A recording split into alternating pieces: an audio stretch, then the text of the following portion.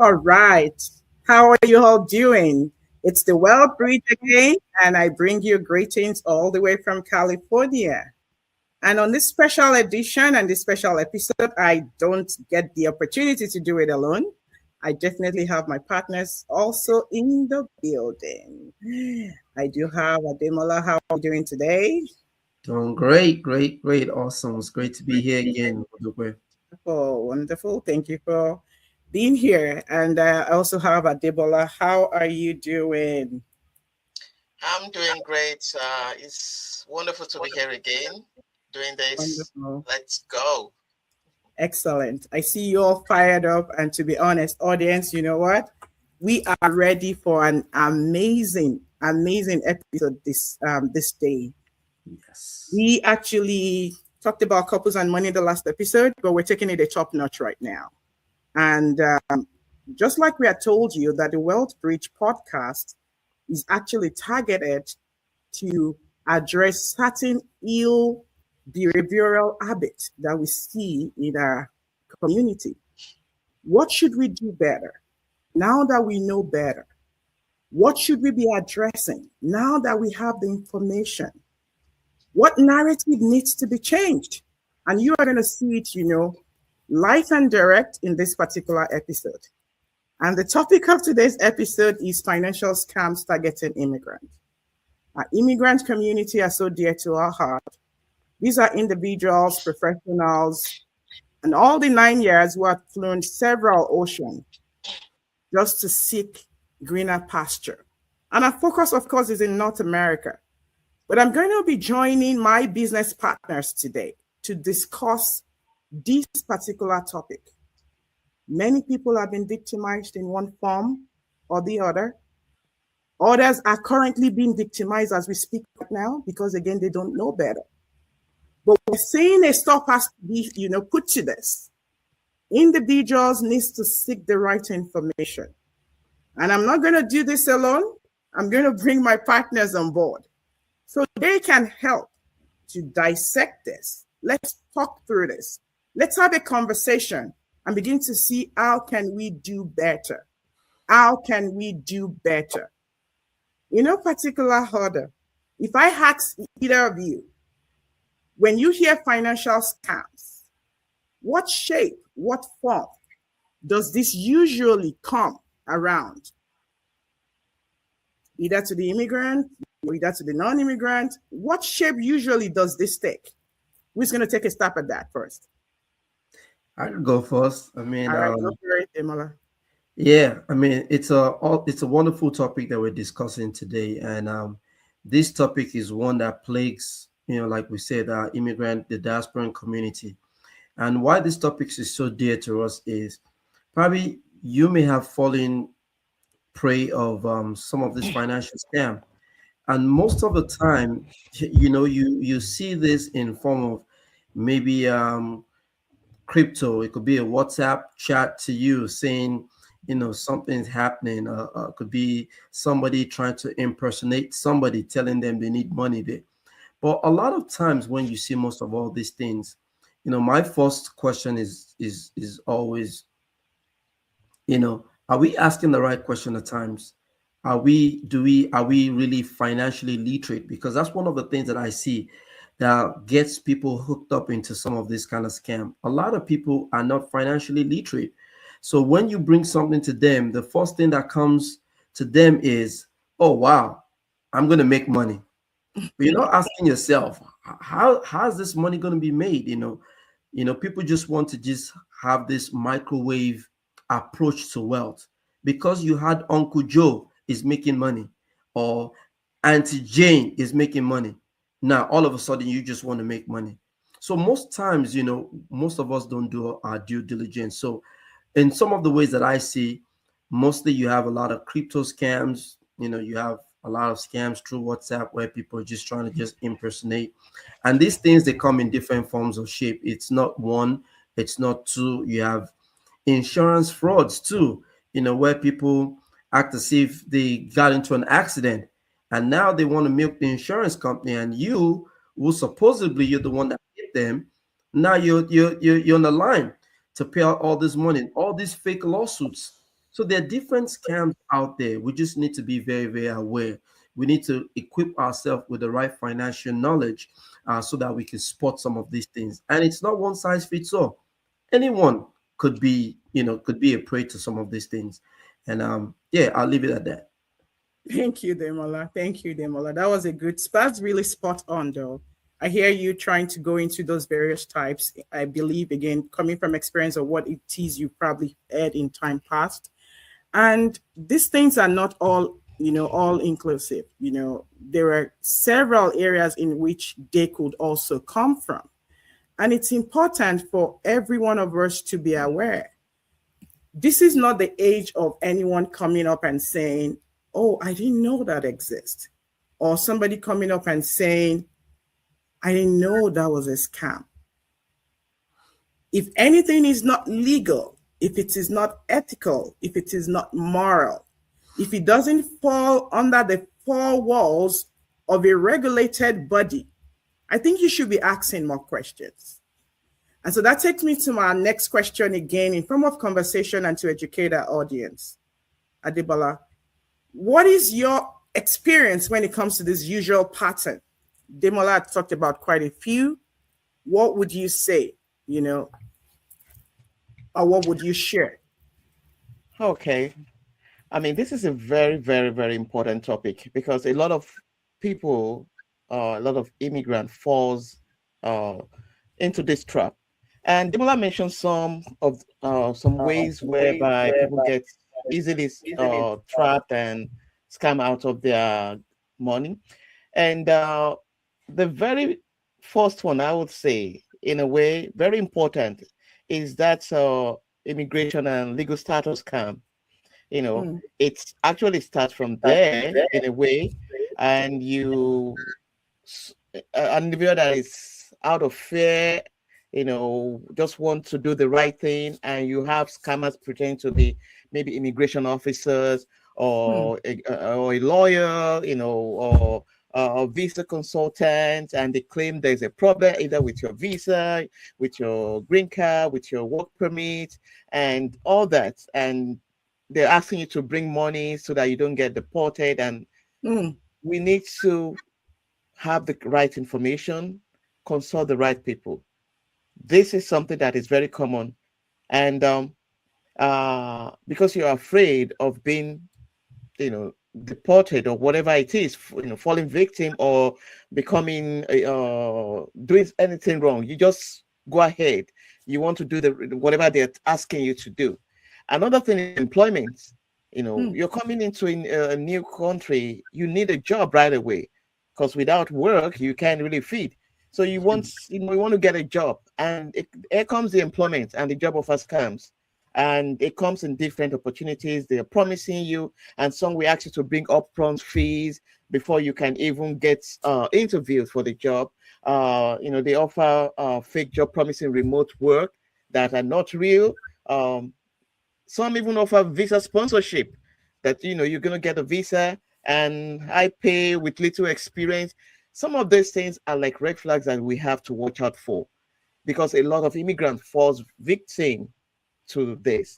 Okay, asking for training fees, you have to pay for the equipment that you haven't seen, you have to pay for your background check or things like that. Some are real, but there are a lot of them that are not real. So immigrants have to be very careful when it comes to this. And another is housing.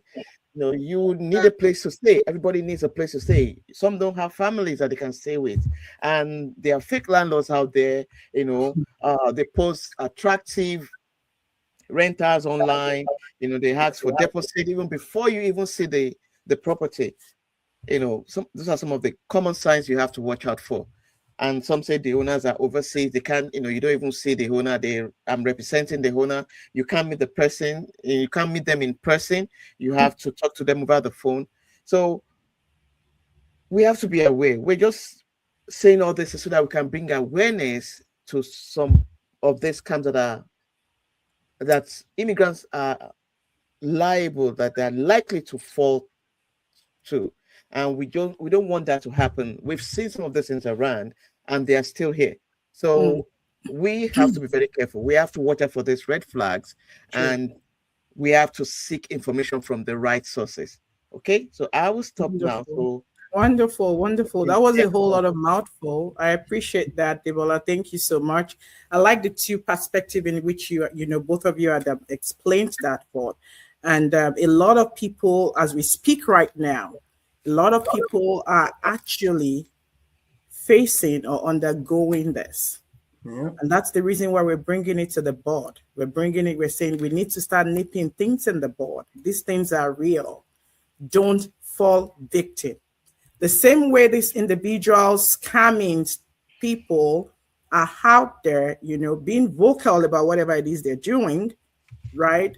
But we don't have anybody talking about, be aware, make sure you're not falling into that particular, trap that is being set out there, which is why we're having this conversation. So I like the fact that you went through, talking about even rental as far as job seeking.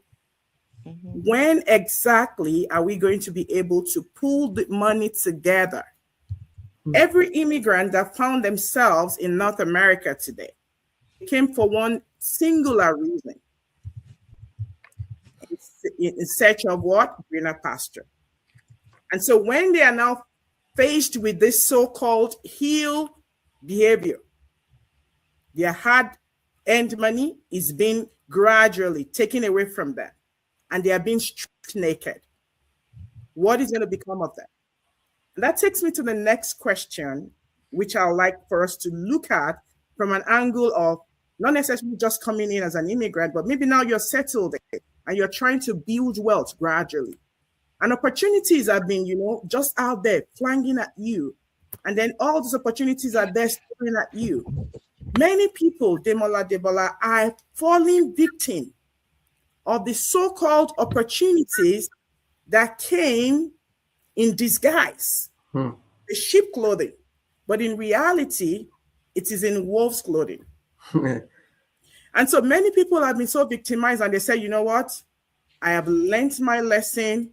Once beaten, some of them don't even say twice shine. They say thrice shine. I don't want to hear any opportunity. I don't want to know any opportunity. I don't want to feel any opportunity. I feel them. I understand how they feel. Now, but while these people are feeling the same way, real, genuine opportunities are passing them by. What are your thoughts? How can we help these people? What would you like to say? If somebody of that nature is in the audience listening to us right now as we speak, who's going to take a stab at that? One thing that I've come to understand that the reason why most people are not equipped with the right information is because they don't ask the right questions. And if you never ask the right questions, you never get the right answers. One avenue that most people don't explore is financial literacy. A lot of us, we go to school, we get all these fancy degrees, and still we really don't even understand anything about money. For the most part, all most of us know about money is we go to clock in to exchange our time for money. And that's the most people know. Most people don't even understand how money works. Most people don't even understand how money grows, And these are some of the things that we need to be mindful of when we start to see some of these red flags, because you're equipped with that knowledge, meaning financial education. And three of us on this, platform, we're all financial educators. And there's so many things that we've learned. We keep teaching, people and our clients and people within the community of some of the things they need to identify when they see these things. So for me, I think the biggest thing is financial literacy. A lot of times people are not equipped with the right knowledge, so they are not informed to make the right decision. So if you're out there and you feel like, you know what, this sounds too good to be true, my question is, what due diligence have you done? Look for books, look for podcasts in the area of that thing you want to explore. I mean, not everything we hear on YouTube or several podcasts is true, but at the same time, by the time you do your due diligence, by the time you go through 3-4 materials, something will start to add up. And this is some of the ways for you to identify. Look at these companies. Are they legit? How long have they been around? If anybody's telling you, oh, come invest in some company or come do this with this company, the first question is, it's not a scam. Do your due diligence. Ask yourself the right questions so that you don't fall victim. But most people are so carried away with what's in it for me. You know, once that's the only thing you're thinking about, what's in it for me, then most times, like they say, not all that glitters is gold. So be careful and don't miss out on opportunities because, oh, you got beaten before. The only thing you need to do is learn from the past. Just learn. That doesn't stop you from investing. Just learn. Look at the mistakes you know learn from your old, from whatever didn't work for you, and pivot. Get more education. Get more understanding, more knowledge in that area, and launching. You know, in order to win, you have to be in it to win it. If you don't play it, then there's no winning. All right. I agree. Thank you, Demola. So those individuals, from what I hear you say, so those individuals will probably have given up and said, you know what, that's it for me. I don't want to be involved. We're saying to them this day, this beautiful day, that, don't say that, because you missed it the first time doesn't mean you're going to continue to miss it. But we're saying don't go into it with the same mindset you went in the first time you were beaten. Yeah. Now do your due diligence. Now look into it more closely. Okay, thank you. Now, with that same standpoint, I think that takes me to our next set of questions, and I probably would like for us to look into it a little deeper. And I would like, Debola to help with this. So most of the time, people are doing their due diligence. They have this information, at hand and all that. Oh, this checked the box for me. Because when it comes to this financial scam and in form of opportunities, so individuals are saying, oh yeah, a friend of mine introduced me to it, and I can literally see him cash out. That's usually the lingo, right? I've seen him cash out. Oh wow, I saw his bank account. I saw this, I saw screenshot. Many of the time, our immigrant community are the well-learned. They are the smarties in the community. Oh, they are my professionals. They are the PhD holders and the 9 years. Now, why do you think they are still the one falling for this? And what should we be saying to them? What is the possible cause? Were the well-learned, informed individuals, maybe not informed enough, just like Demola said, we're not literate enough. What are the educated doing to fall into this situation? And how can we help them? What are the possible causes? All right. I will start with the fact that scammers target emotions, not intelligence.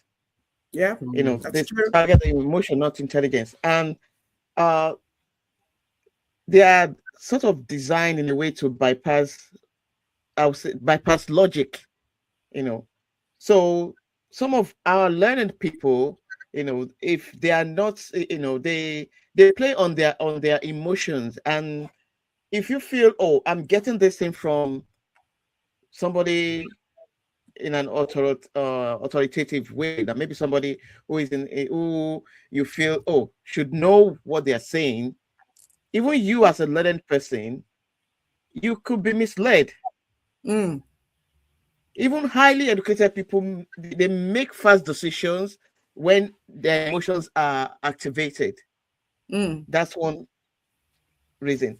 Another thing is that sometimes out of stress, information overload, you are overwhelmed, work pressure, family responsibilities, financial adjustments, and all, things like that. When the brain is overwhelmed, people rely on quick decisions, not deep verification.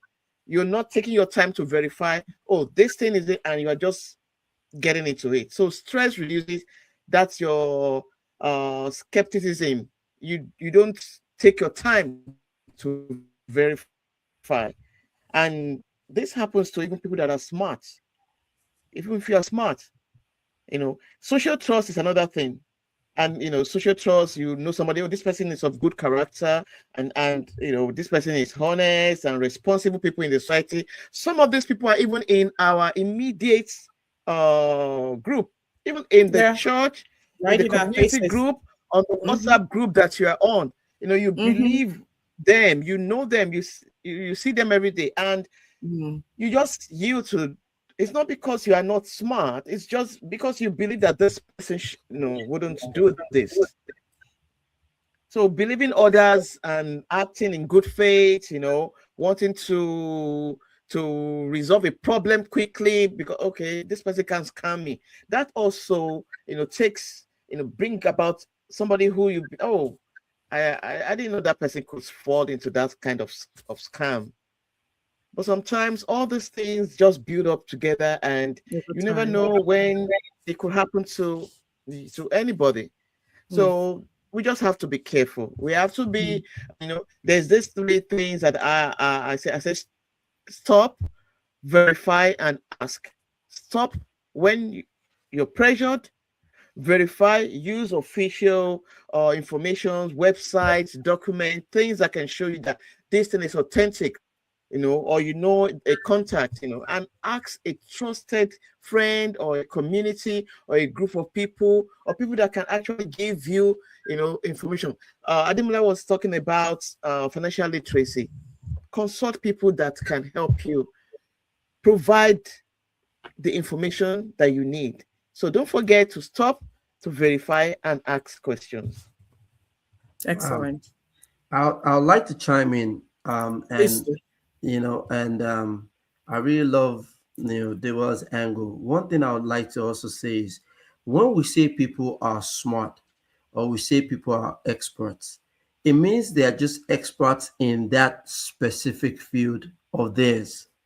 Because you're an expert as a medical doctor does not mean you're expert when it comes to finances.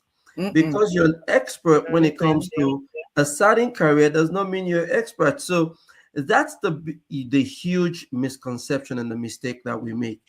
Because somebody but the smartness is not really like being an expert. It's just you're smart, you're learned, you're aware, you've heard about these things.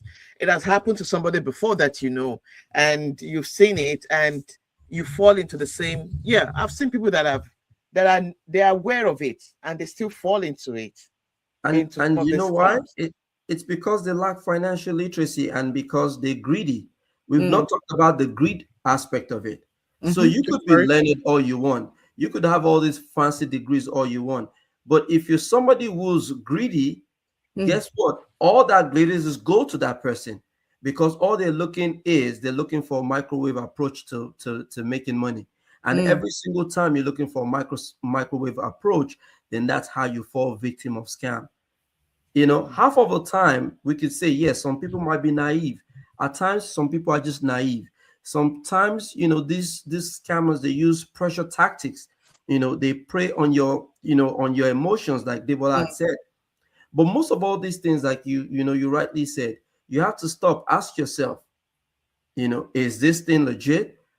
Look, verify from different sources. There are so many things that we could check around to verify things. We all do transactions all the time, and we're always doing our due diligence to see, okay, what are the legal standing of this? Who's backing this? What authorities are there? What are the things that's making this thing do what it's supposed to do? So most times I just feel like a lot of people don't do their due diligence, and I'm not saying that you can't do your due diligence and still fall into it, but at least if you do your homework, the chances that you fall into some of these, some of these this highly targeted scamming activities, it will be less likely. That's what I'm just saying. Thank you so much. Thank you very much. And sometimes some of these things, they are actually like legal, but they are not right for you at that time. If somebody is saying you to come and invest a particular amount, and that's just like maybe a 3/4 of what you have, and you just dump it there, and at the end of the day, maybe the investment doesn't go the way you expected it. it doesn't mean that the person has scammed you, but it's just that, you know, seeing the money, oh, I'm going to get this. You know, it may be a real, but sometimes things just doesn't work the way you expect. That's why we have to be careful. We have to, you know, to think twice. Is it the right thing for me to do now? Is it not? Don't just look at the money or what the outcome is going to be. You have to make sure that you are making the right decision, and that's why the financial literacy comes in. Wonderful, wonderful. I heard both of you, and something came resounding out, and the word is financial literacy. And in all honesty, financial literacy is not taught in the four walls of the classroom. That is why it's becoming, you know, very important that each individual start having these conversations even on their dinner tables. Start having this conversation, right, with individuals who know what they are doing. Another thing I heard both of you talk about that was really loud and clear, which I believe our audience, you know, would definitely also be listening to. And if you're watching us right now, do us a favor, put in the comment. Have you been, you know, exposed to scams in time past? Or have you been so lucky that you haven't been? What are your, you know, what are the nuggets you like to share? What has helped you? What are you currently doing to make sure that, you know, you stay away from this lane? You don't get into the trap that individuals are, you know, throwing at you. Deborah talked about, you know, certain investment might not be right for you at a particular point in time. And I think that's where the word risk and reward comes to play. We're not talking about investment tonight, but to be honest, for any investment you enter into, you need to understand what is your risk appetite. You need to understand what is your risk preference. Are you willing to take that risk? But our focus tonight, narrow focusing on those scams, things that are not legitimate at all, that are not ethical, but these people are out there just to strip you naked of your hard-earned money. Mm-hmm. And we're getting close to finishing up now, but I want for us to really, really strike on this. Members of the community, Deborah also talked about that. Most of the time are the initial individuals who are exposed to this, and then they bring it to us. And so they bring it to their friends, their cousins, their so-called Auntie Lola Day, Uncle Chikodi, you know, and the so-called Auntie, you know, Enin Kechi, right there. Auntie Grace, Auntie whoever, Uncle whoever. And so Auntie is saying, Uncle is saying, so and so brought this to me. I believe him. I trust her. And then they follow suit. What can we tell these aunties and uncles out there? Majority of them fall into the baby boomers, the Gen X. They are getting close to retirement. And so they are telling themselves, time is already gone. How can I make up for lost time? What can I quickly do? Oh, this is telling me the rate of return is so high. The ROI is high. Why can't I jump in and quickly make sure? And theirs is so costly. Why do I say that? Many of them dip their hands in their retirement funds and they fall victim of this. What can we do to help these people? What can we tell them? Please go for it. Well, like I said, they say look before you leap, right? You know, especially when we're talking about the baby boomers, you know, the baby boomers, they should be the one that their risk appetite should be very low because they don't have so much time when it comes to their accumulation phase of their. So at this point, they should be more at their protection phase going into their distribution phase. But unfortunately, because maybe they've not had jobs that is helping them to retire the way they would want. Maybe they're seeing that, well, they still have retirement shortfalls. So what they're trying to do is, let me just get into this thing that will give me this this high ROI so that, you know what, I could meet my retirement goals.